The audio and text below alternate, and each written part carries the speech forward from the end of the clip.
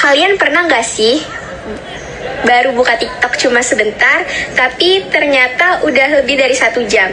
TikTok tuh udah kayak bagian dari hidup kita. Tapi kalian tahu gak sih asal-usul TikTok itu dari mana dan kenapa dia bisa seviral ini?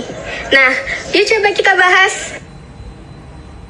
Jadi, TikTok itu dulu namanya bukan TikTok, tapi Douyin, yang dibuat oleh PT ByteDance di negara Tiongkok pada tahun 2016.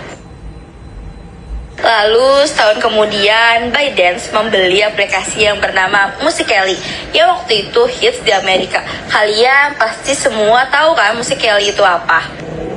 Nah, di tahun 2018 Musical.ly dan TikTok digabung menjadi satu, yang seperti kita kenal sekarang menjadi bernama TikTok. Saat pandemi 2020, orang-orang pada di rumah aja, dan saat itulah boom, TikTok meledak menjadi platform tertinggi pengguna terbanyak di dunia. Tapi nggak semua konten di TikTok itu bagus. Banyak juga konten-konten negatif yang juga berdampak buruk bagi kita. Contohnya seperti berita-berita hoax yang nggak jelas asal-usul beritanya. Terus juga ujaran-ujaran negatif dan lain-lainnya. Kebencian dan juga konten-konten yang menyesatkan, apalagi kalau dikonsumsi sama anak-anak. TikTok juga bisa bikin kita kecanduan sampai lupa waktu loh. Ayo kalau bisa kelompok. Udah jam berapa ini? Janjian jam berapa juga? Lupa waktu nih gara-gara TikTok. Gimana sih? Maaf ya, maaf. Nah, ini nih contohnya. Dan ada juga isu-isu tentang keamanan privasi yang mudah sekali tersebar di TikTok. Sampai-sampai TikTok pernah diblokir oleh Kominfo pada tanggal 13 Juli 2018. Nah, karena itu kita harus pintar-pintar dalam memilih dan membuat konten ya. Itu keren banget loh. Dia tahu apa yang kita suka, terus ditampilin deh di FYP. Dan gak heran, makin lama kita scroll, makin betah juga deh kita. Dan juga videonya pendek-pendek, jadi otak gak capek buat nonton. Apalagi di TikTok ada tren musik, filter, dan tren challenge yang ngebuat kontennya jadi gampang banget viral. TikTok bukan sekedar hiburan, tapi banyak juga loh manfaatnya.